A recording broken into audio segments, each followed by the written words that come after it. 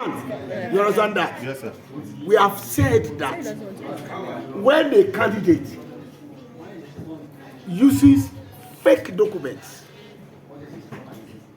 for screening, and then at the end of the day, he or she is disqualified, we are not the law will not allow the party to replace that person. It means that surreptitiously the party had kowtowed to that illegality. Yes. You understand that? Yes, so that one will reduce the issue of pre-election cases. That's one. Two, sir. After election, when you are taken to court, or to a tribunal, you understand that? I now want to give an analysis. I'm very sorry to. You can summarize your thing when you are doing your write-up. Chairman, it's going to be a rerun, excluding the person that had been disqualified by the tribunal, and excluding the party that presented that disqualified candidate. So the rest, let us say 7 parties contested. One party A won, disqualified after.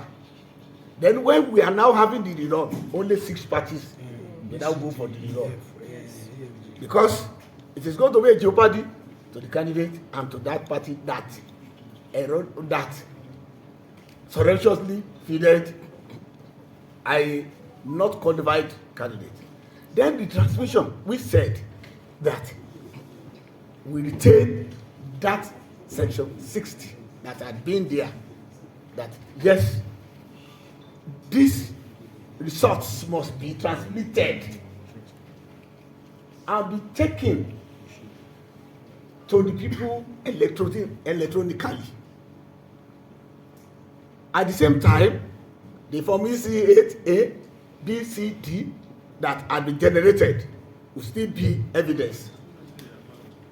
They will still be evidence. So, it's correlating evidences, the two of them. So we have not removed getting results to the public electronically. We have not removed it. It has not been removed. That's why I said the real subject matter is about who has won an election, who is not supposed to be declared a winner when an election is fraught with either fraud or about the allegedly about the candidate had allegedly won an election. So those are the areas. And then we reviewed fines, some from 50,000 to $1 million, and so on and so forth. We reviewed that because when you know that the fine is so minimal that you can dip your hand into your pocket and just pay immediately, then you can decide to commit an offense. So, and then those are the major areas. But distinguish. Removing whatever we did today, there's going to be a cross chamber conference. That is when we will now say this is where the National Assembly is going on every item on the electoral bill. So which they will commence immediately tomorrow. Tomorrow they will start immediately. So by next week we would have ended all those things.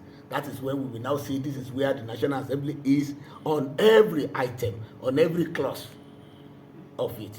So whatever the reps must have done, whatever the Senate must have done, that is the decision of individual chambers. So since we are running a bi-camera legislation, so definitely by the time and then the committee members had already been announced on the floor of the chamber today, and so by tomorrow they will start their job.